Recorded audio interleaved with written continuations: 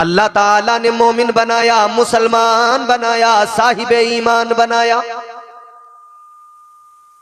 ईमान को मजबूत रखो। अल्लाह ताला ने फिर यह भी हुक्म दिया, ऐ मेरे बंदो, अगर दुनिया में मुश्किलात आए, दुनिया में परेशानियां आए, ऐ मेरे बंदो अगर दुनिया में तकलीफें आए, डरना नहीं, घबराना नहीं, तुम साबित कदम रहना, अल्लाह पर भरोसा रखना, अल्लाह पर एतमाद रखना, अल्लाह पर यकीन रखना। अगर यकीन कमजोर हो गया, अल्लाह की जात पर तवक्कुल में कमी आ गई, उसी दिन तेरा ईमान कमजोर होने लगेगा। अल्लाह ताला ने कुरान मजीद में फरमाया कि जो लोग अल्लाह पर मजबूत यकीन और एतमाद रखते हैं ना, फिर अल्लाह उनकी मदद फरमाता है, और इस तरह के अल्लाह उनकी मदद के लिए फरिश्तों को भेज देता है। फरमाया गया, इन्नल्लज़ीना क़ालू रब्बुनल्लाहु सुम्मा इस्तक़ामू ततनज़्ज़लु अलैहिमुल मलाइका। अल्लाह ताला ने कुरान मजीद में फरमाया, रब का ऐलान, रब का कुरान कहता है, वो लोग जिन्होंने कहा हमारा रब अल्लाह है, और वो इस पर मजबूती से डटे रहे, कायम रहे, उनका अकीदा मजबूत रहा, अल्लाह ताला पर उन्होंने मजबूत यकीन, मजबूत भरोसा रखा। फरमाया गया फिर अल्लाह उनकी मदद फरमाता है, फरिश्तों को भेज देता है। अल्लाह ताला फरिश्तों का नुज़ूल फरमाता है, अल्लाह ताला फरिश्तों को भेज दिया करता है। अजीज़ाने गिरामी वकार, मुसलमान हो, ईमान वाले हो, अल्लाह पर मजबूत यकीन रखने की जरूरत है। हर मुश्किल वक्त में अल्लाह को याद किया करो, हर परेशानी में अल्लाह को याद किया करो, क्योंकि मुश्किलात में आसानियां पैदा करना ये फकत परवरदिगार का काम है। मुश्किलों से आपको और मुझे निकालना ये मेरे अल्लाह का काम है। याद रखना, जिसने अल्लाह पर यकीन रखा, जिसने अल्लाह पर एतमाद रखा, जिसने अल्लाह पर अपने यकीन को मजबूत कर लिया, अल्लाह ताला उसे दुनिया में भी कामयाब फरमाता है, अल्लाह ताला उसे आखिरत में भी इज्जतें अता फरमाता है। ताजदार मदीना के गुलामों, जरा आप तारीख उठाकर देखो। आप अगर पीछे जाएं, असहाबे मुस्तफा के जमाने पे नजर डालें, ताजदार मदीना के गुलामों को देखें, अल्लाह अल्लाह उनका यकीन कितना मजबूत है, उनके ईमान की ताकत का क्या आलम है। अल्लाह अकबर। जब सारा जमाना उनका दुश्मन, जब सारा जमाना उनका मुखालिफ, उन्होंने ऐसे आलम में भरोसा किया तो किस पर किया? फकत अल्लाह और उसके रसूल पे भरोसा किया। ऐ लोगों, उस वक्त की बड़ी बड़ी ताकतें, उस वक्त के सरदार दौलत वाले, उस वक्त के बड़े बड़े सरमायादार, बड़े बड़े अमीर कबीर लोग मुसलमानों के मुखालिफ, मुसलमानों के जानी दुश्मन, मगर अल्लाह ताला ने इन मुसलमानों को इज्जत दी। अल्लाह ने बद्र में भी इज्जत अता फरमाई। क्या था इन मुसलमानों के पास में? जरा गौर तो करो। आज परेशानियों में हम और आप शिकवे बहुत किया करते हैं। आज जरा सा कोई मसला हो जाए, हमारे आपकी जबान पर न जाने कितनी शिकायतें होती है, हमारी नाफरमानियां बढ़ती जा रही है। अजीजाने गिरामी वकार, जरा जरा से मामलात, हमारी जबान पर बड़े बड़े अल्फाज, बड़े बड़े जुमले, मगर सोचो जरा मेरे आका के सहाबा का आलम क्या। मैदाने बद्र के अंदर 313 उतर गए, जानते थे हमारे सामने जो आने वाले हैं वो बड़ी ताकत वाले लोग हैं, जो हमारे मुकाबले में आ रहे हैं पावरफुल लोग हैं, जो हमारे मुकाबले में आ रहे हैं उनके पास चमचमाती तलवारें हैं। इनके पास क्या था? टूटी हुई तलवारें। इनके पास क्या था? टूटे हुए नेज़े। क्या था इनके पास में? ऐ लोगों, जाहिर में इनके पास में तलवारें नहीं थी, मगर एक बड़ी चीज थी, और वो बड़ी चीज ये, इन्हें अल्लाह की जात पे भरोसा था। हमारा यकीन कमजोर होता जा रहा है। हम इलाके के अमीर कबीर आदमी के सामने हाथ जोड़ के तो खड़े हो जाएंगे, मगर अल्लाह की बारगाह में हाथ बांध के खड़े होने को तैयार नहीं है। जबकि हम जानते हैं इलाके का चौधरी क्या कर सकता है, क्या देगा वो हमें। हमें हमारे इलाके का अमीर, मालदार, चौधरी, सरमायादार क्या दे सकता है? या कोई भी क्या दे सकता है? कोई इंसान किसी इंसान को क्या देता है?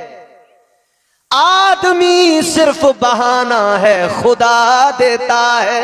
बेशक, सुभान अल्लाह। देने वाली जात तो अल्लाह ताला की है, वो देने पर आ जाए तो फकीरों को बादशाह बना दे। बोलो, वो नवाजने पे आए तो नवाज दे जमाना, वो नवाजने पे आए तो नवाज दे जमाना। वो करीम ही जो ठहरा तो करम का क्या ठिकाना। बेशक, सुभान अल्लाह, सुभान अल्लाह।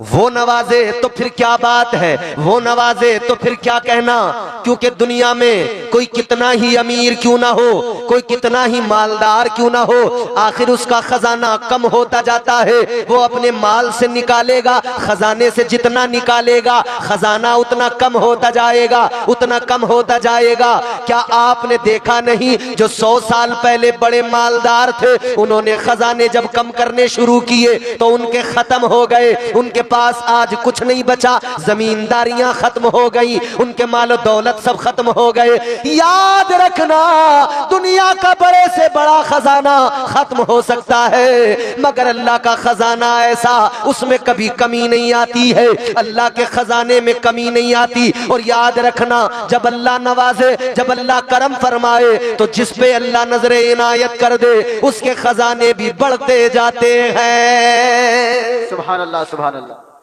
उसके भी बढ़ते जाते हैं। बस बंदा यकीन मजबूत रखे। आज यकीन कमजोर हो गए, शिकवे बहुत हैं, शिकायतें बहुत हैं। रास्ते में चलते हुए जा रहे हैं, ठोकर लग गई, ठोकर, पैर में पत्थर लगा, पैर के अंगूठे से खून निकलने लगा, जबान पर क्या आया? फौरी तौर पे शिकायत, अरे यार पता नहीं क्या हो गया, पता नहीं मेरे साथ आजकल क्या हो रहा है। ना मेरे भाई शिकवा न किया करो, बल्कि अल्लाह का शुक्र अदा किया करो हर हाल में। आज हमारी जबानों पर शुक्र के कलमे नहीं है। और जानते हो शुक्र का मफहूम क्या है? शुक्र का मफहूम, शुक्र से जिंदगियां खाली हैं हमारी। अल्लाह का शुक्र अदा नहीं करते। अल्लाह का शुक्र अदा करना जरूरी है। जिस हाल में अल्लाह रखे उसमें राजी रहो, जिस हाल में परवरदिगार रखे उसमें उसका शुक्र अदा करो। जब बंदा साबिर और शाकिर हो जाता है, अल्लाह ताला उसके मकाम को बुलंद कर देता है, अल्लाह ताला उसे इज्जतों की मसनदें अता फरमा देता है। मगर शुक्र सिर्फ यही नहीं होता कि आपने जबान से कह दिया या अल्लाह तेरा शुक्र हो गया, इतने में शुक्र अदा नहीं होता। बल्कि फरमाया गया शुक्र का सही तरीका क्या है? फरमाया शुक्र का सही तरीका यह है, अल्लाह ताला ने, परवरदिगार आलम ने जो भी आपको नेमतें अता की, अल्लाह ने जिन जिन नेमतों से नवाजा, उन नेमतों के जरिए उसका शुक्र अदा किया जाए। किस तरह से? अल्लाह ने आपको हाथ अता किया तो ये हाथ उसकी फर्मा बरदारी में रहे, उसकी नाफरमानी में न जाए, ये उसका शुक्र अदा करना। अल्लाह ने हाथ दिया, तू इस हाथ से क्या करेगा, अब तुझे फैसला करना है। ये हाथ तेरा कैसे शुक्रगुजार बने। ये हाथ अगर शराब के गिलास उठाने लगा तो नाशुक्री है। ये हाथ अगर जुए के पत्ते हाथ में उठाने लगा, ये नाशुक्री है। ये हाथ अगर किसी मजलूम के ऊपर उठने लगा, ये नाशुक्री है। हाँ, शुक्र क्या है? इस हाथ के लिए शुक्र ये है कि ये हाथ जब भी उठे लोगों की सलामती के लिए उठे, ये हाथ जब भी उठे गरीबों की मदद के लिए उठे, ये हाथ जब भी उठे यतीमों के सरों पर दस्ते शफकत रखने के लिए उठे, ये हाथ जब भी उठे अपनी माँ के पैर दबाने के लिए उठे, ये हाथ जब भी उठे बाप के पैरों को दबाने के लिए उठे, ये हाथ जब भी उठे कुरान करीम हाथ में उठाने को उठे, ये हाथ जब भी उठे अल्लाह के नबी की हदीसों को हाथ में पकड़ने को उठे। याद रखना, इस हाथ का शुक्र ये है, अगर इसका तूने वो तरीका इख्तियार नहीं किया, अगर ये हाथ शुक्रगुजार न बन सका, तो याद रखना ये हाथ खुद मैदान कयामत में अल्लाह की अदालत में गवाही देगा। ये हाथ कहेगा या अल्लाह, ऐ मेरे परवरदिगार, इसने मुझे शुक्रगुजार बनने नहीं दिया। नारे तकबीर, नारे तकबीर, नारे रिसालत, नारे रिसालत। उलमाए अहले सुन्नत, नौजवानाने चौनी कमेटी, नारे तकबीर, नारे रिसालत। अच्छा, अब ईमानदारी से खुद फैसला कर लो और खुद सोचो, ये हमारा हाथ जिस लिए उठना चाहिए था, क्या उस लिए उठ रहा है? हमारा हाथ उठ रहा है चोरियां करने को, हमारा हाथ उठ रहा है लोगों को तकलीफ पहुंचाने को। अल्लाह ताला ने ये आंखें अता की, इनका काम क्या है? देखना। ये आंखों में जो पुतलियां रखी हैं अल्लाह ने, ये नहीं देखती, ये नहीं दिखाती। गलत फहमी है आपकी। अगर कोई आदमी ये समझता हो कि आंखों में जो पुतलियां हैं ये दिखाती हैं, नहीं नहीं। जो लोग नाबीना होते हैं उनकी आंखों में भी पुतलियां होती हैं। क्यों? ऐ लोगों, याद रखो, आंखों का काम दिखाना, मगर फकत ये आंखें नहीं दिखाती। इन आंखों पर जब अल्लाह का करम होता है तब ये दिखाने लग जाती है। यानी आंखों की पुतलियों का काम दिखाना नहीं, बल्कि अल्लाह की रहमत शामिल हो तब इन आंखों से नजर आता है, वरना आंख वाले भी नहीं देख पाते। आंखों का काम देखना। अब ये फैसला आपको मुझे करना है कि आंखों को शुक्रगुजार कैसे बनाए, ये आंखें कैसे शुक्रगुजार बनेगी। तो पता ये लगेगा, मिजाज ये मिलेगा। इन आंखों को शुक्रगुजार बनाने का तरीका ये वो देखो जो इस्लाम दिखाना चाहता है, जो कुरान दिखाना चाहता है, जो मुस्तफा की शरीयत दिखाना चाहती है, बस वो देखो, उसके अलावा कुछ न देखो। अब इस्लाम क्या दिखाना चाहता है? इन आंखों से देख, तू पाक मनाजिर देख ले। इन आंखों से देख, तू अल्लाह का घर काबा देख ले। इन आंखों से देख, तू मुस्तफा का प्यारा गुम्बद देख ले, गुम्बद खजरा देख ले। इन आंखों से मुस्तफा की जालियां देख ले। इन आंखों से अल्लाह का कुरान देख ले। इन आंखों से हदीस की किताबें देख ले। इन आंखों से तू बुजुर्गों की किताबें देख ले। इन आंखों से अपने गांव की मस्जिद देख ले। इन आंखों से मोहब्बत के साथ मुस्कुराते हुए बाप का चेहरा देख ले। इन आंखों से मुस्कुराते हुए मोहब्बत के साथ माँ का चेहरा देख ले। अगर तू मुस्कुरा कर मोहब्बत से अपने माँ बाप के चेहरे को देखेगा, अल्लाह तुझे हज मकबूल का सवाब अता फरमाएगा। मगर मेरे अजीज, अल्लाह ने आंखें तुझे यही सब देखने के लिए दी है। अब तू अपनी आंखों की हिफाजत खुद कर ले, अपनी आंखों का मुहाफिज खुद बन जा। बड़े अफसोस की बात है, आज हमारी आंखों को जो देखना चाहिए था वो नहीं देख रही है। सुबह से लेकर शाम तक हमारी आंखें देख क्या रही हैं? मोबाइल पर गंदे मनाजिर देख रही हैं। बताइए, ये आंखें कल कयामत के दिन अल्लाह की अदालत में कहेंगी नहीं, या अल्लाह इसने हमेशा मोबाइल की गंदी तस्वीरें सामने रखी, मालिक ये मुजरिम है। अल्लाह ताला ने कुरान मजीद में ऐलान फरमाया, अल यौमा नख्तिमु अला अफवाहिहिम व तुकल्लिमुना अयदीहिम। अल्लाह का कुरान कहता है कयामत के दिन ना जबान पर लगेगा ताला, हाथ देंगे गवाही, इनसे क्या किया तूने, ये हाथ खुद बताएंगे अल्लाह की अदालत में।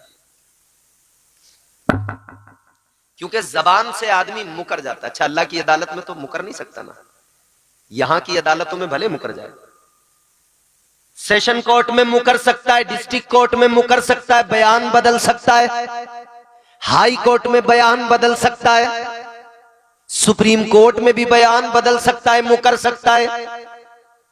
मगर याद रखो, एक सबसे बड़ी अदालत है जो अहकमुल हाकिमीन की अदालत है, जो अल्लाह की अदालत है। वहां तू मुकर नहीं सकता।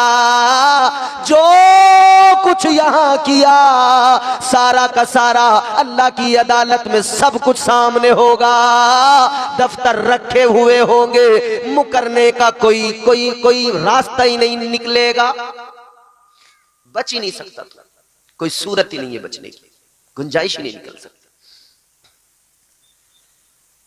आंखें बड़ी खता करती हैं, आंखें पहली मुजरिम होती हैं।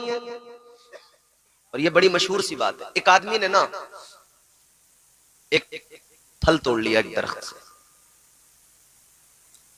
तो ये चोरी थी, किसी के बाग से चोरी से फल तोड़ लिया। तो उसे पकड़ा तो मारा तो उसकी आंखों में आंसू आए। यह भी याद रखना, जुर्म का आगाज जहां से होता है, जुर्म की सजा, तकलीफ के असरात भी उसी जगह से, वहीं से जाहिर होते हैं। यानी आंख ही किसी चीज को देखती है ना। पहले किसी की जेब से 100 का नोट निकल के गिर गया, आंखों ने देखा। जब आंखों ने देखा 100 का नोट पड़ा हुआ है तो दिल अब यहां तबीयत में, मिजाज में खोट आ गया। कभी 100 रुपए हैं, उठा लो, पता भी नहीं लगेगा किसी को, आराम से चाय पिएंगे, नाश्ता करेंगे, मजा आ जाएगा। पहला काम आंखों का। इन आंखों की हिफाजत जिसने कर ली वो बहुत बहुत बहुत बड़े बड़े गुनाहों से बच सकता है।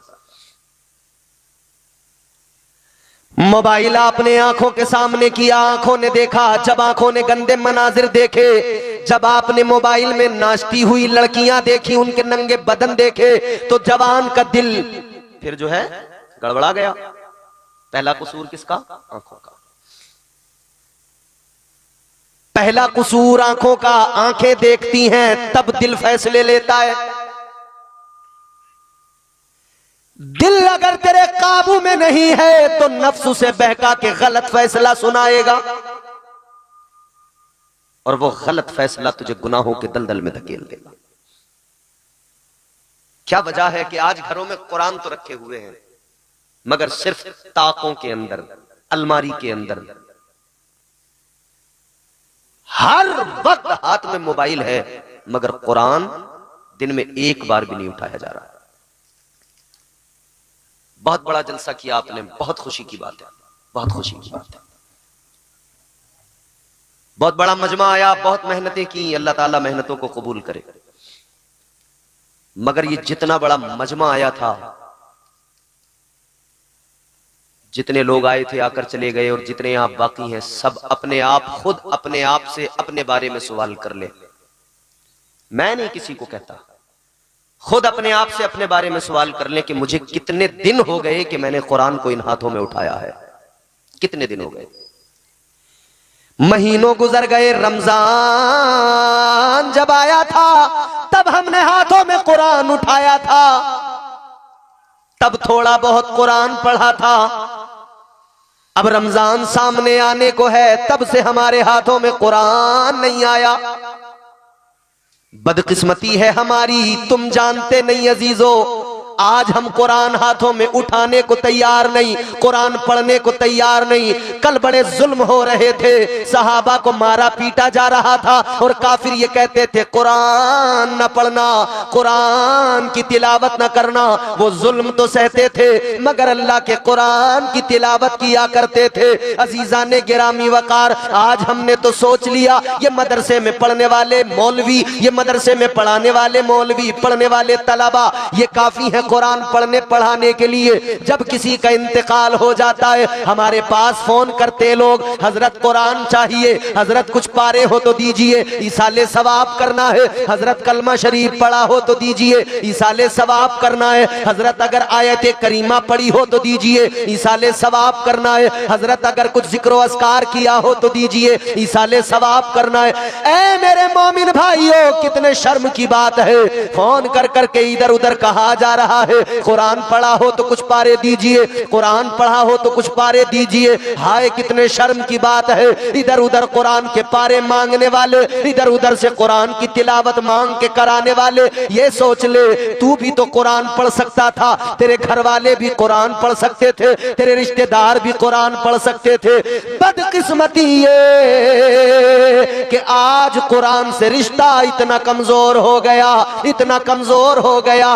कुरान ताकों में रखा है, गर्दो गुबार उस पर चढ़ गया है, लेकिन कुरान पढ़ने वाले नजर नहीं आते, कुरान को उठाने वाले नजर नहीं आते। याद रखना, आप क्या समझते हो, ये जो फसलें लहलहा रही है, ये जो बारिशें हो रही है, ये जो मौसमों का निजाम चल रहा है, ये जो गर्मी आती है फिर जाती है, ये जो सर्दी आती है फिर चली जाती है, ये जो बरसात आती है और जमीन जमीन को सैराब कर देती है, ये जो फसलें लहलहाती है, ये जो हवाएं चलती है, ये जो फ्री ऑक्सीजन मिलती है, ये जो सारा कुछ निजाम चल रहा है, ये जो सूरज निकलता है फिर शाम को गुरूब हो जाता है, ये जो चांद की चांदनी नजर आती है, ये जो सितारे जगमगा रहे हैं, ये जो निजाम शमसी चल रहा है, क्या जानते हो क्यों चल रहा है? याद रखना, अभी कुरान पढ़ने वाले दुनिया में मौजूद है, कुरान की तिलावत हो रही है, तो ये दुनिया का निजाम अभी चल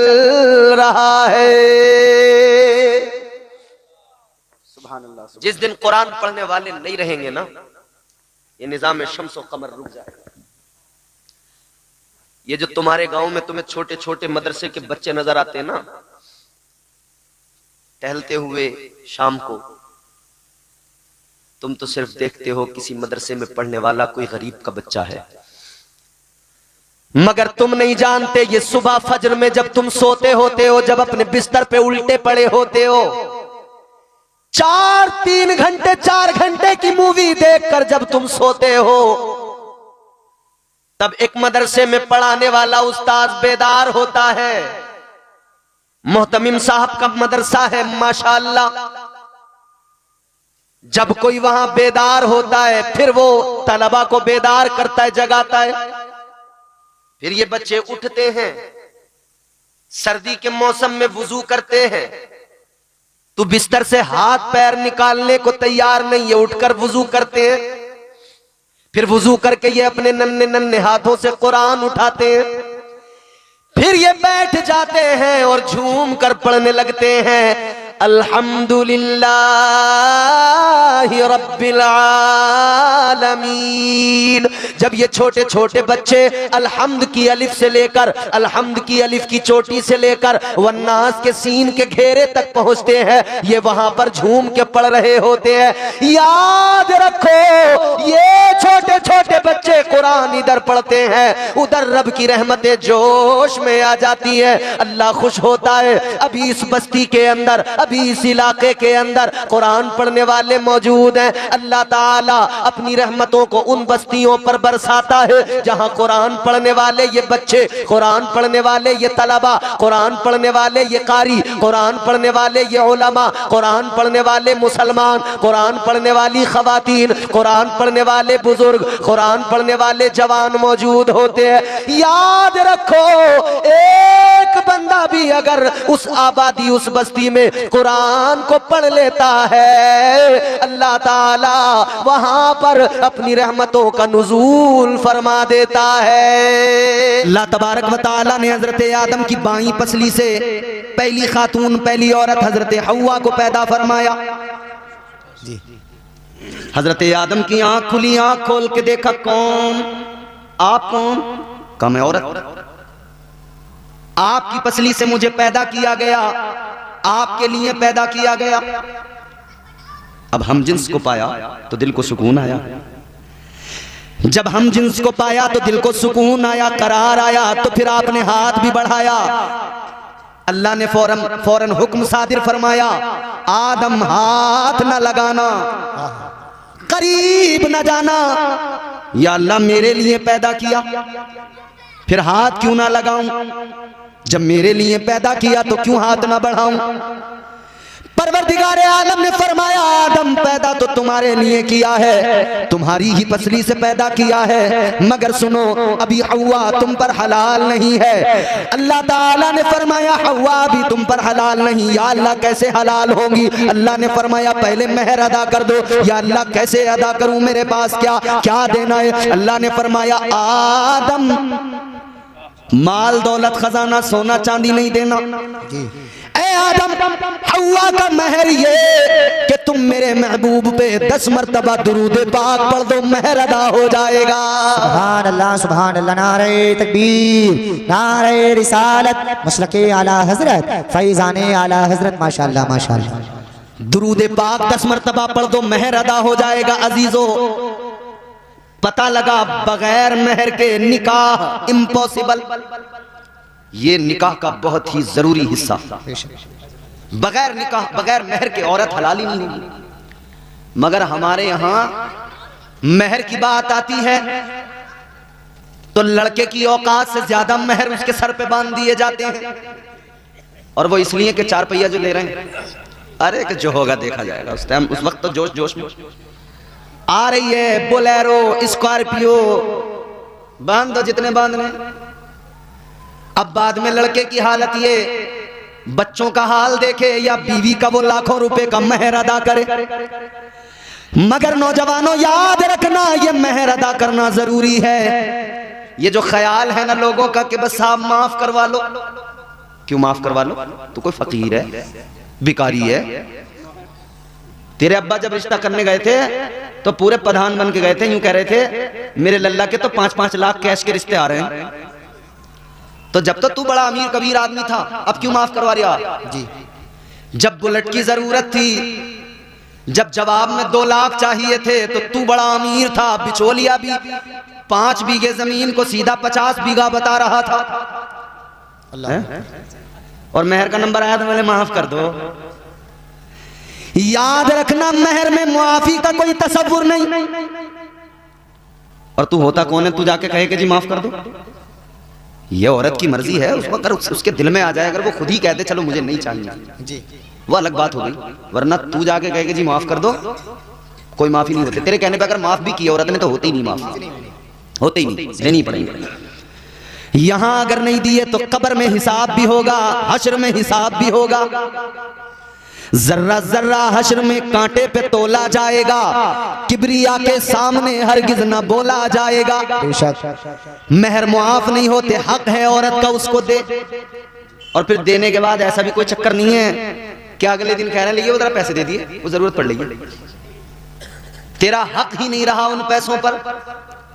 वो मालिक है उन पैसों की, चाहे तो अपने पास रखे, चाहे तो खर्च कर दे, चाहे तो वो जेवर बनवा ले, चाहे तो वो जो चाहे करे, उसकी मर्जी है, वो मालिक है।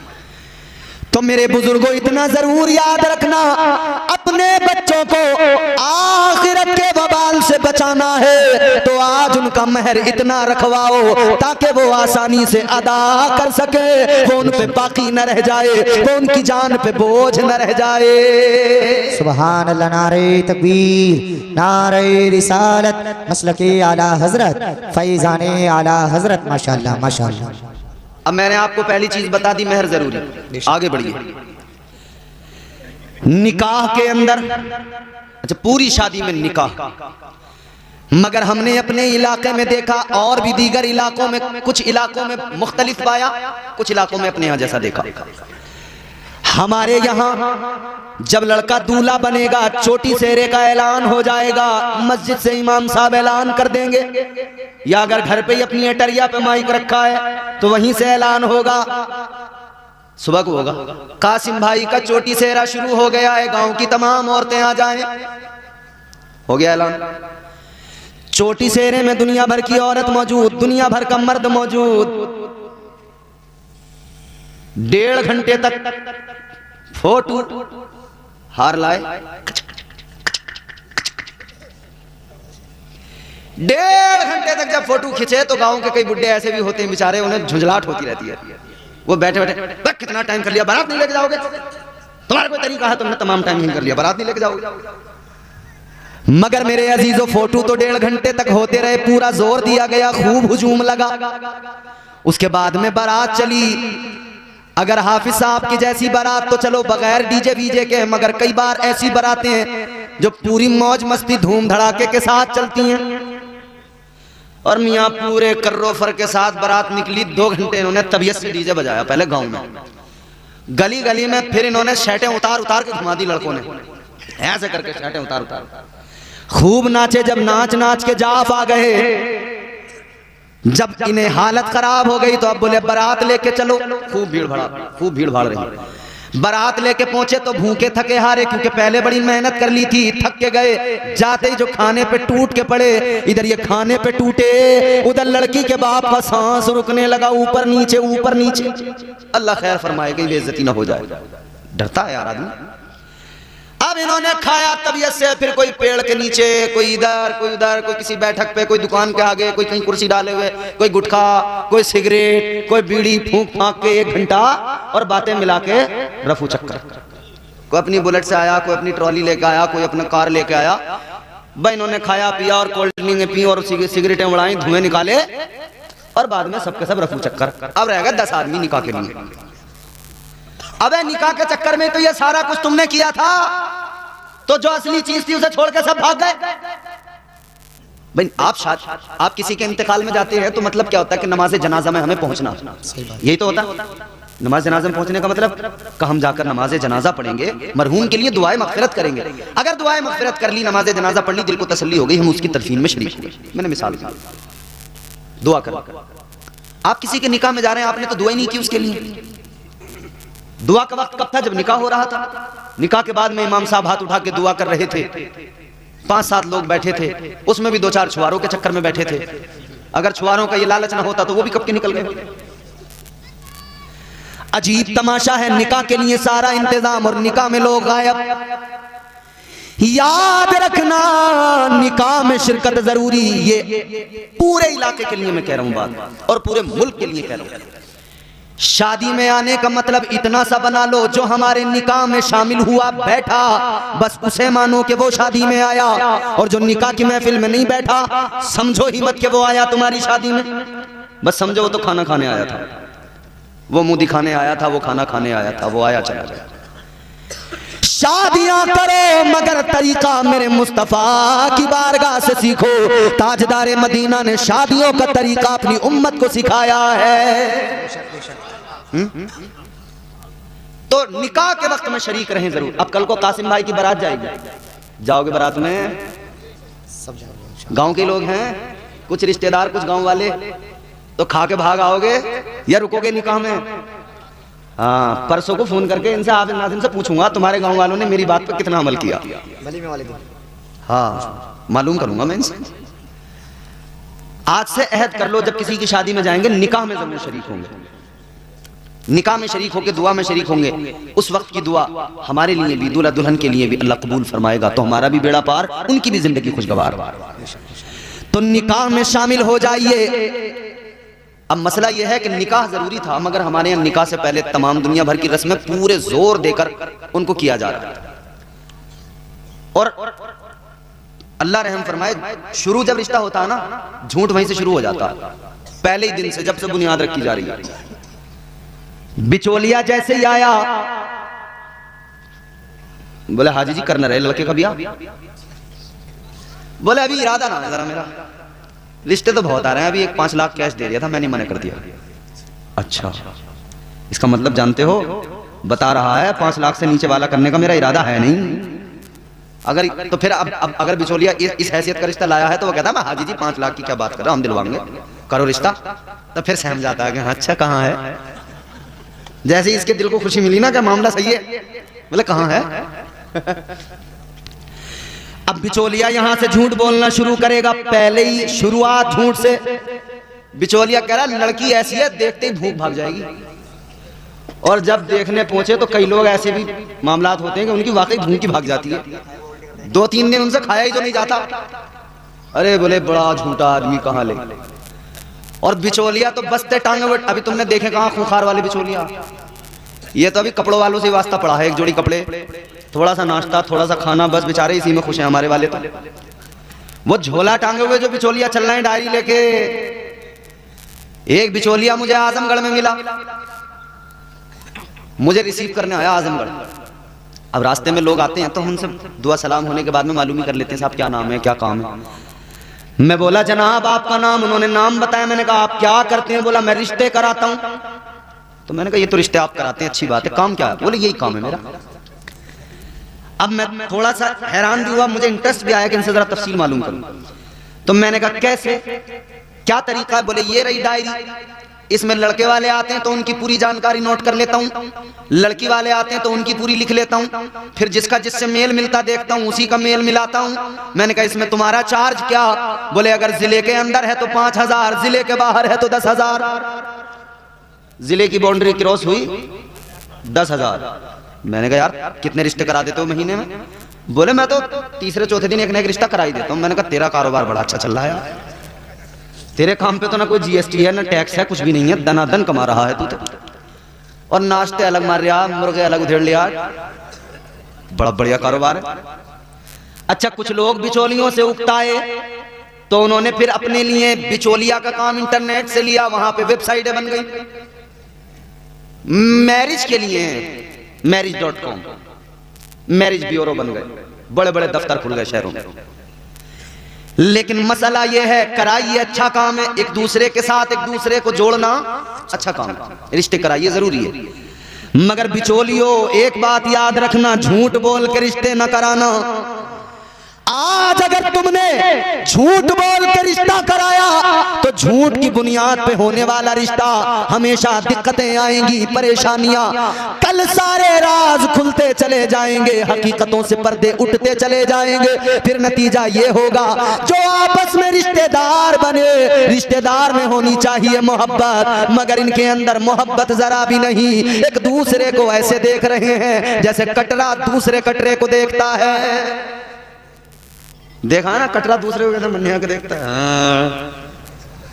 झूठ की बुनियाद पर रिश्ते ना कराया करो, ना किया करो।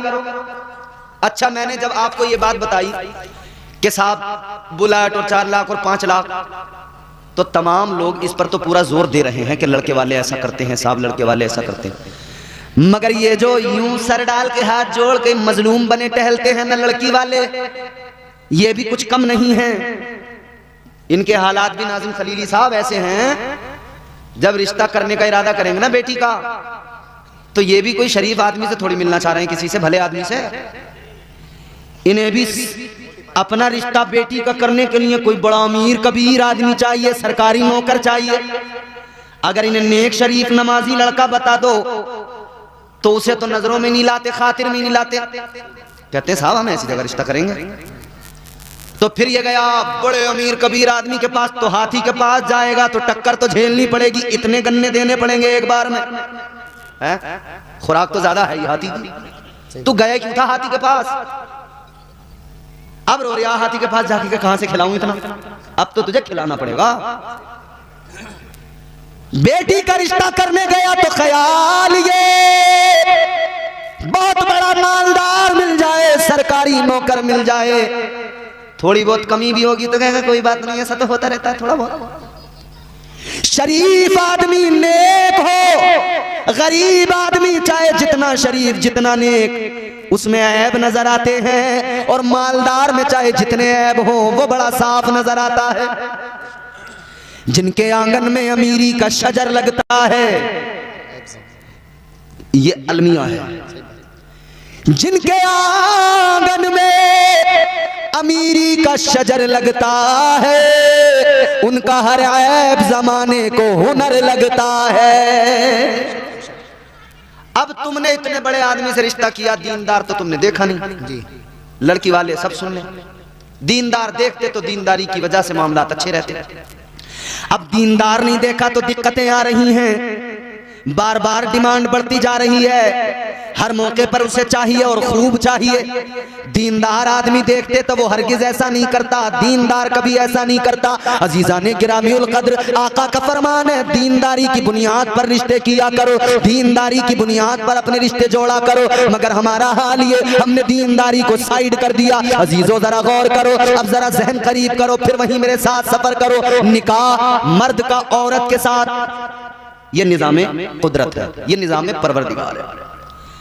मगर क्या जमाना आ गया, संजीदगी खतरे में है, खुदनुमाई का चलन है, सादगी खतरे में है, सर छुपाती फिर रही है आबरू इस दौर में, या इलाही कर मदद पाकीज़गी खतरे में है। वाह भाई वाह, नारे तकबीर, नारे रिसालत, नारे हैदरी, नारे गौसियत, मसलके आला हजरत, फैज़ाने आला हजरत, फैज़ाने हुजूर गौसे आज़म, फैज़ाने औलिया इकराम, माशाअल्लाह। तो निकाह जो शादी जो होती है ना मर्द की औरत के साथ, मगर अब दुनिया की बेवकूफ़ी और दुनिया में इस अहद में बदतमीजी अपने उरूज को पहुंची। अब औरत औरत से शादी कर रही है, मर्द मर्द से शादी कर रहा है। अल्लाह रहम फरमाए। ये जान लें अच्छी तरह से, ये आखिरी जमाना है, कयामत अब दूर नहीं है, बहुत करीब है। पक्का इल्म तो अल्लाह और उसका रसूल जाने, मगर इतना जरूर है, हालात ये हैं कि अब कयामत बहुत दूर नहीं। नए नए फितने आ रहे हैं, नई नई चीजें हो रही हैं। तमाम अलामात, तमाम निशानियां तकरीबन पूरी हो गई। बस वो बड़ी बड़ी जो निशानियां हैं, दज्जाल का आना, याजूज माजूज, ये जो चीजें हैं बड़ी निशानियां, ये बाकी हैं। बस वो पता नहीं कब ये सब पूरी हो जाए। हालात ये हो गए, मर्द मर्द से, औरत औरत से। एक जगह तो 4 बच्चों की मां भाग गई, किसी मर्द के साथ नहीं, औरत के साथ भागी। सोचें आप, हम कहां हैं इस वक्त, क्या क्या हो रहा है। और ये मैं तुम्हें कोई गैर मुस्लिमों की बात नहीं बता रहा, ये वाली जो बताई है मैंने, 4 बच्चों की मां जो भागी, ये मुसलमानों में भागी। अल्लाह रहम फरमाए, हम सब की अल्लाह हिफाजत फरमाए, हमारी नस्लों की अल्लाह हिफाजत फरमाए। अल्लाह ताला ने मिजाज दे दिया रोज़े अज़ल, पहला इंसान बनाकर, उनके बाद में पहले मर्द हजरत आदम को बनाकर दूसरा इंसान जो बनाया वो औरत को बनाया, हजरत हव्वा को अल्लाह ने पैदा फरमाया। अब यहां पर एक चीज और आपकी खिदमत में अर्ज कर दूं। अल्लाह ने हजरत आदम को पैदा किया, दूल्हा भी नाजिम है और नाजिम भी नाजिम है, नकीब भी नाजिम है, इधर नाजिम है इधर भी नाजिम है, दोनों तरफ नाजिम है। एक शादी जो हुई है उसमें दूल्हा है, एक स्टेज के दूल्हा है। आज के जलसे में अजीजाने गिरामी उल कद्र गौर फरमाइए, अल्लाह ताला ने हजरत हव्वा को पैदा फरमाया कहां? जवाब जन्नत में। बोलो कहां? जोर से बोलो। जन्नत में। जितने लोग थक गए हैं वो जोर से बोले, मतलब थके नहीं हैं, अभी नहीं थके ना। और कैसे थक सकते हैं यार, हुजूर का जिक्र है। बेशक बेशक। हुजूर के जिक्र में भी कभी कोई आशिक थक सकता है? कुरान सुनकर भी कोई थक सकता है? अल्लाह रसूल की महफिल में भी कोई थक सकता है? नहीं ना, तो जोर से बोलिए ना सुभान अल्लाह। सुभान अल्लाह। हाथ उठा के कहिए ना या रसूल अल्लाह। हुजूर को पुकारते रहिए, हुजूर को पुकारने से खुदा की कसम नाम भी चलेगा, काम भी चलेगा इंशाअल्लाह। बेशक बेशक। और हम इसीलिए कहते हैं तेरे नाम के सहारे, तेरे नाम के सहारे, तेरे नाम के सहारे मेरा नाम चल रहा है, तेरे नाम के सहारे, तेरे नाम के सहारे, तेरे नाम के सहारे मेरा नाम चल रहा है, तेरे नाम के सहारे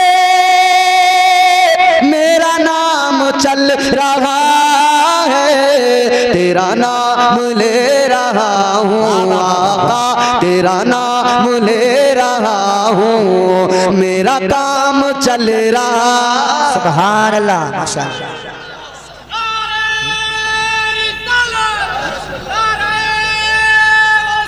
या गौस।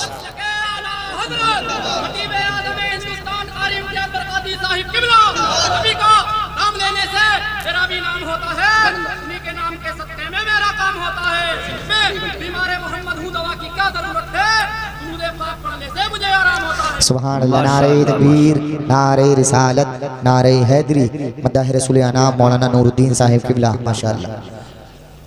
ये आज भी हमारे यहाँ अल्हम्दुलिल्लाह दीवाने मौजूद हैं, बोलिए ना सुभान अल्लाह। ये अलग बात है कि हम गुनहगार हैं, ये अलग बात है कि गुनहगार हैं, मगर नबी की इज्जत की, नबी की अजमत की, नबी की मोहब्बत की बात आए, खुदा की कसम हमारा नौजवान आज भी आका की मोहब्बत में मरने को तैयार है। अल्लाह ताला हमारे जवानों को सलामत रखे। तेरा नाम ले रहा हूँ, मेरा काम चल रहा है, तेरे नाम के सहारे मेरा नाम चल रहा है। नात शरीफ तो आप मेरे बाद में इनसे सुनेंगे, ये है बेहतरीन नात पढ़ने वाले, अच्छा लबु लहजा। मैं तो बस चाहता हूँ कि मैं भी अपना नाम इस फहरिस्त में लिखवा ही लूँ, एक दो शेर सुना ही लूँ। तो मैं शेर बड़ा अच्छा सुना रहा हूँ, इन तमाम स्टेज वालों की भी और आप सबकी पूरी तवज्जो के साथ जोर से कहिए सुभान अल्लाह। सुभान अल्लाह। मुझे बेड़ियों में रखते ये जमाने वाले, लेकिन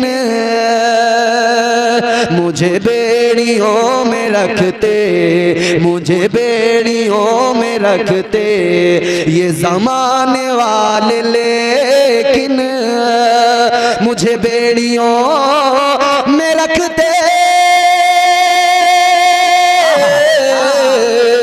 मुझे बेड़ियों में रखते ये जमाने वाले, लेकिन तेरे जिक्र का है सदका, आका तेरे जिक्र का है सदका, ये गुलाम चल रहा है। नारे तकबीर, नारे रिसालत, नारे हैदरी, नारे गौसियत, मसलके आला हजरत, जश्न शादी खाना आबादी जिंदाबाद जिंदाबाद। लाजवाब भाई बाबा। तेरे जिक्र का है सदका, आका तेरे जिक्र का है सदका, ये गुलाम चल रहा है तेरे नाम के सहारे, मेरा नाम।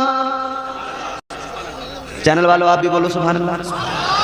ये महबूब भाई ऐसे ही बोलना है आपको, मोहसिन भाई। एक बहुत ही खूबसूरत शेर है और हमारा अल्हम्दुलिल्लाह हम सुन्नी मुसलमान हैं। हम हुजूर की बारगाह में बाद अब खड़े होते हैं, फिर सलातो सलाम पढ़ते हैं ना। मुस्तफ़ा जाने रहमत पे लाखों सलाम, शम्ए बज़ में हिदायत पे लाखों सलाम, शेरे यारे इरम ताजदारे हरम, नौबहारे शफाअत पे लाखों सलाम। ये बरेली के कलंदर का सलाम है। ये मकबूल भी बहुत है और चुभता भी बहुत है। मकबूल इतना कि हर ज़बान एक खास व आम पर है, चुभता इतना है, इतना चुभता है कि जितने भी बदअकीदा होते हैं ना उनके चेहरों पे सरवटें पड़ जाती हैं। समझ रहे हो? तो फिर घबराने लगे, अरे ये क्या है। मगर मेरे आला हजरत का सलाम, बरेली के ताजदार का सलाम, हुजूर की बारगाह में मकबूल है, इसीलिए तो पूरी दुनिया में इसको पढ़ा जा रहा है। बेशक इसको जहन में रखें। फिर शेर सुनिए। तेरे नाम के सहारे मेरा नाम चल रहा है, जिसका चलता है बस वही बोलेगा। बेशक जिसका हुजूर के नाम के सदके नहीं चल रहा बिल्कुल आराम से खामोश बैठेगा। तेरे नाम के सहारे मेरा नाम चल रहा है। ये नहीं अगर करामत, ये नहीं अगर करामत तो बताओ और क्या है। अल्हम्दुलिल्लाह असद इकबाल ने मेरे साथ बड़े मस्ती में पढ़ा इस कलाम को। आपने जिसने देखा होगा यूट्यूब पे देखा होगा। हिंदुस्तान का बड़ा अजीम शायर है और हम बचपन से उनको सुनते आ रहे हैं। उन्होंने अल्हम्दुलिल्लाह हमारे साथ इस कलाम को पढ़ लिया। हम तो अपने आप को समझते नहीं है कि हमें नात भी पढ़नी आती है, मगर इन लोगों को सुन सुन के सीखते हैं। ये नहीं अगर करामत,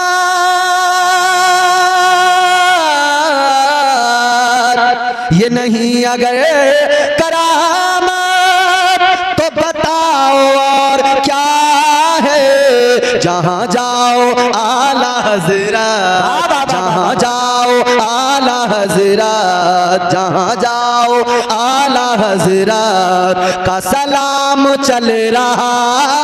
नारे तकबीर, नारे रिसालत, नारे हैदरी, नारे गौसियत, मसलके आला हजरत, फैज़ाने आला हजरत, सलामे आला हजरत, कलामे आला हजरत, फतावे आला हजरत, सवाने आला हजरत, जिंदाबाद जिंदाबाद। जहाँ जाओ आला हज़रत, जहाँ जाओ आला हज़रत का सलाम चल रहा है। अल्हम्दुलिल्लाह हमारा हुजूर के जिक्र के सदक़े नाम काम सब चलता है। जब हम अल्लाह और उसके रसूल का जिक्र सुनते हैं तो दिल को आराम आता है, क्योंकि अल्लाह का खुद कुरान में ऐलान है, दिल का इत्मीनान सुकून सुकून कल्ब अगर चाहिए तो करना क्या है, काम एक है। परवरदिगारे आलम खालिक कायनात रब्बे लम यज़ल व ला यज़ाल ने कुरान मजीद में फरमाया, अला बिज़िक्रिल्लाहि तत्मइन्नुल कुलूब। अल्लाह ने फरमाया दिलों को सुकून जो मिलता है तो अल्लाह के जिक्र से मिलता है। बेशक बेशक ये बेशक। जो सुभान अल्लाह बार बार बोल रहे हो, अल्लाह की पाकी ऐलान कर रहे हो, याद रखना दिल को भी सुकून मिलेगा और जिंदगी भी प्यारी खुशगवार हो जाएगी। सुभान अल्लाह सुभान अल्लाह सुभान अल्लाह। तो अल्लाह ताला ने औरत को बनाकर मिजाज दिया कि औरत को मर्द के साथ ही रहना है और मर्द औरत एक साथ रहेंगे तभी इंसानियत को फरोग मिलेगा, तभी जो है वो सिलसिला इंसानियत आगे बढ़ेगा। मगर अजीजो अल्लाह ने औरत को जन्नत में पैदा किया, क्यों? मुफस्सिरीन इकराम फरमाते हैं औरत को पैदा अल्लाह ने जन्नत में किया, कई वजूहात हैं। दो वजह आपके सामने रखता हूँ, फिर आगे दो तीन बातें और करके गुफ्तगू को खत्म करता हूँ। मोहब्बत से बोलिए सुभान अल्लाह। सुभान अल्लाह। मुफस्सिरीन कराम फरमाते हैं अल्लाह ताला ने औरत को जन्नत में इसलिए पैदा फरमाया कि ये औरत जन्नत के अंदर जब इसकी आंख खुले सबसे पहले इसे जन्नत की बहारें नजर आए, सबसे पहले जन्नत की रौनकें नजर आए, सबसे पहले जन्नत का हुस्न नजर आए। बहुत तवज्जो से सुनिए बात, मेरी माए बहनें बैठी हैं भी सुनिए। अल्लाह ताला ने औरत को जन्नत में इसलिए पैदा किया जब आंख खुले तो जन्नत को देखे, हुस्न जन्नत देखे, जन्नत की बहारें, जन्नत की आसाइशें, जन्नत का सुकून, जन्नत की नहरें, जन्नत के बागात, जन्नत का इत्मीनान, जन्नत का सुकून। जुमला ये महफूज रखें, जन्नत का इत्मीनान, जन्नत का सुकून, जन्नत का आराम। अल्लाह ताला ने औरत को जन्नत में पैदा किया। अल्लाह, अब ये जुमला सुनो और दिलों में महफूज करो। अल्लाह ताला ने औरत को जन्नत में पैदा करके मिजाज दिया, ए औरत जन्नत का सुकून आराम देख ले, क्योंकि तुझे दुनिया में जाना है, अपना एक घर बसाना है। आज जन्नत का सुकून और आराम देख कर जा, ताकि जब तू अपना घर बनाए तेरे घर में भी इतना ही सुकून और आराम हो। दुनिया में जब तू जमीन पे अपना घर बसाए तो अपने घर को जन्नत का नमूना बना देना।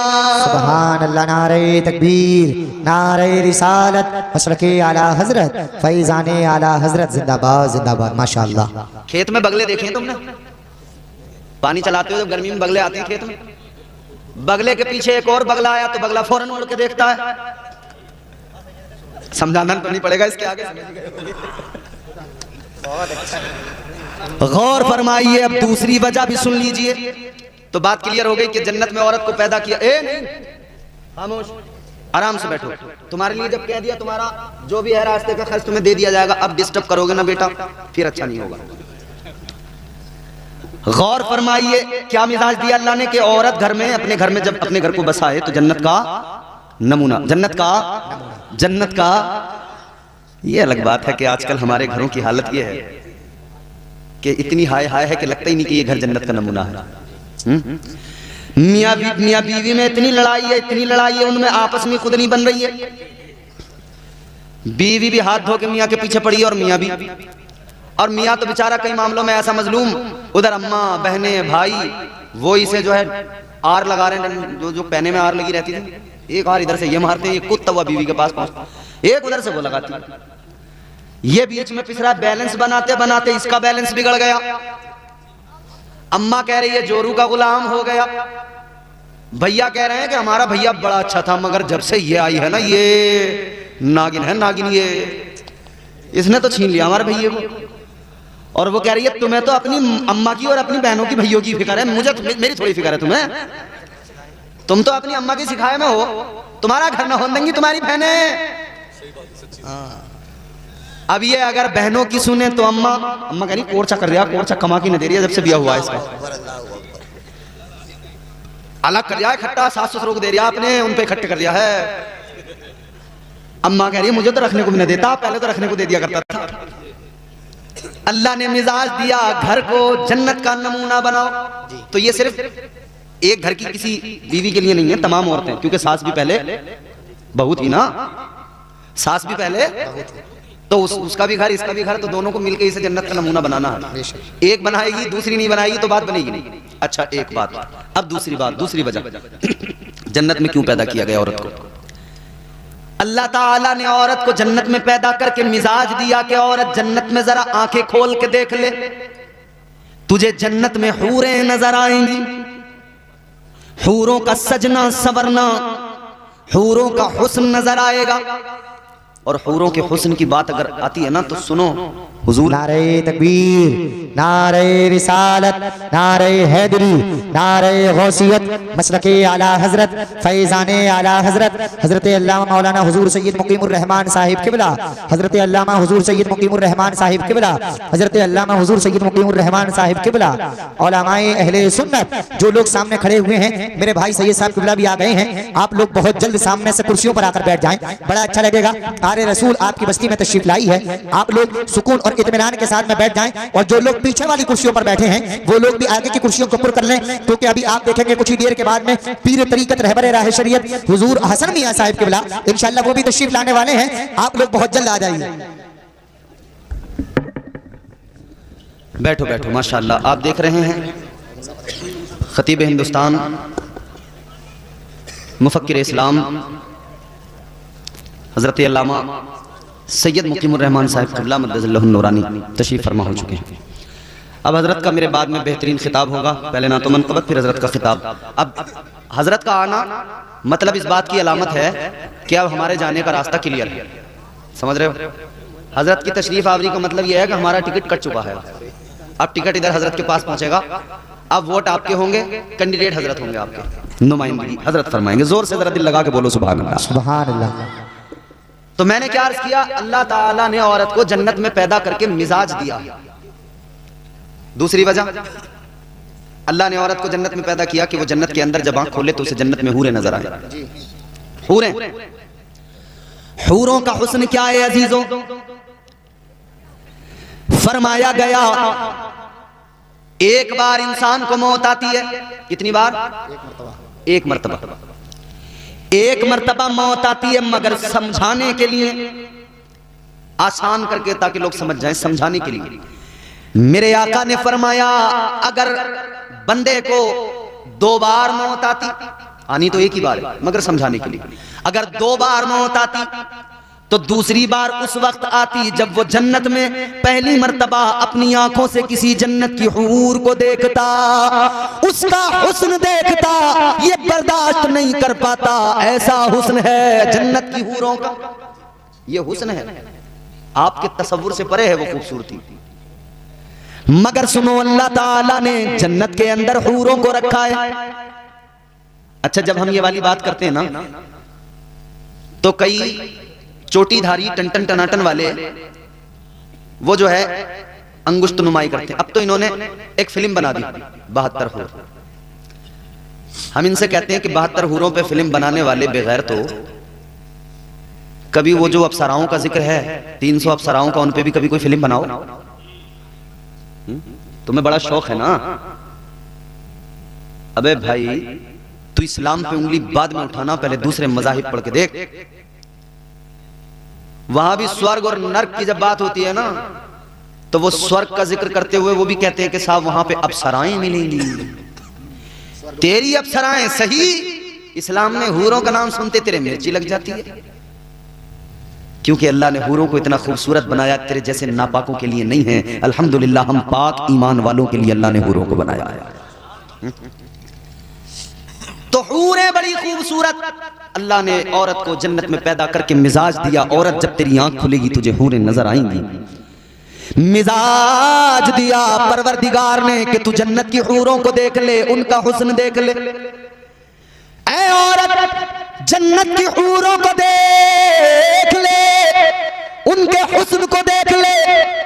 फिर जब तू दुनिया में जाएगी, अपना घर बसाएगी, इधर इनका सजना संवरना, खूबसूरत बन के रहना तूने देखा है। अब तू भी ऐसे ही अपने शोहर के सामने सज संवर के रहना, बाकायदगी और सलीके के साथ रहना, ताकि तेरा शोहर तुझे देखे तो उसके दिल को आराम आए, आंखों को ठंडक मिले, तेरा शोहर तुझसे राजी रहे।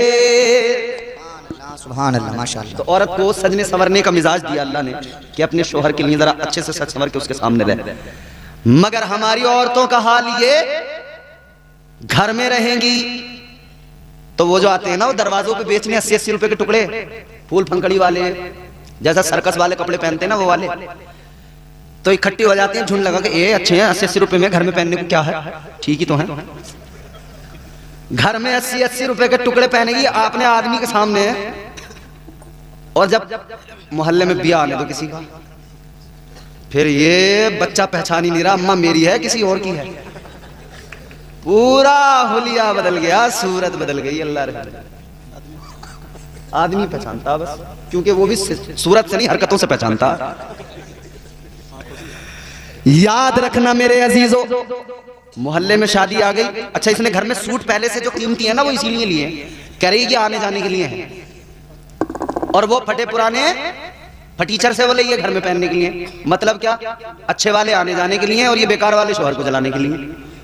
घर में रहेगी तो लीचड़ी सनीचड़ी, कपड़ों पे बड़े बड़े दाग धब्बे, और बिया जैसी मोहल्ले में आया फिर तो देखो हिरन बन के चलेगी। मगर मेरी बहनों गुजारिश है आपसे, खुदारा अल्लाह ने आपको मिजाज दिया है, आपको आका ने तो ये हुक्म दिया, ऐ औरत अगर तू बाहर जाए तो पुराना पोसीदा लिबास पहन के जा कि तेरे लिबास की चमक को देखकर तेरा किसी का दिल तेरी तरफ रागिब व माइल ना हो, किसी की तवज्जो तेरी तरफ ना आए। तू बाहर जब जाए तो पोसीदा लिबास पहन के जा, लेकिन जब घर में रहे, शोहर के सामने रहे, तो फिर उम्दा महंगे नफीस लिबास में, अच्छे कपड़ों में शोहर के सामने रहे, तो अच्छे वाले शोहर के सामने है ही नहीं। और फिर शिकायत क्या है? शिकायत यह है इन्हें तो मुझसे मोहब्बत है ही नहीं जरा सी। और 10 दिन अगर आदमी बेरुखी से बात कर ले तो फिर यह है कि इनका कहीं चक्कर चल गया। अबे तो बेवकूफ, अगर चक्कर इसका कहीं चल गया तो चलवा तो तू ही रही है, तू तो अच्छी साफ सुथरी बन के रह, फिर देखें इसका कहीं चक्कर चल सके। तुझे ही देखेगा, किसी और को देखेगा नहीं। अपने आप को जरा बदलो मेरी बहनों और मेरे भाइयों, आप भी जरा अपने आप में बदलाव पैदा करो। निकाह करना मेरे आका की सुन्नत है, इस सुन्नत पर जब अमल करो तो मुस्तफा जाने रहमत के तरीकों को देख लो। सुन्नत अदा करते वक्त में खुश होना जरूरी, खुशी मनाइए, मगर इतना याद रहे खुशी मनाते हुए शरीयत के खिलाफ कोई काम ना करना, कोई काम नाजायज व हराम अपनी शादियों में शामिल ना करो, बल्कि अपनी शादियों को इस्लामी तौर तरीकों के एतबार से करो। अपनी शादी करते हुए तुम डीजे गाजे बाजे न बजाओ, बल्कि अपनी शादी में तुम ऐसा इंतजाम करो जैसा हाफिज नाजिम साहब ने किया। खुद भी अल्लाह रसूल का जिक्र सुने, गांव वालों को भी सुनाए, ताकि अपना भी काम बन जाए, गांव वालों पर भी अल्लाह की रहमतें नाजिल हो जाए। सुभान अल्लाह, सुभान अल्लाह, सुभान अल्लाह। अगर निज़ाम मुस्तफ़ा के खिलाफ गए, शरीयत मुस्तफ़ा के खिलाफ गए, तो याद रखना दिए से लो कभी तूफान से ताकत छीन लेता है, वो जालिम बादशाहों से हुकूमत छीन लेता है। बहुत ही सादगी से तुम गुजारो जिंदगी अपनी, हवा में उड़ने वालों से वो शोहरत छीन लेता है। वो अपने नेक बंदों को कभी रुसवा नहीं करता, मगर भटके हुए लोगों से जन्नत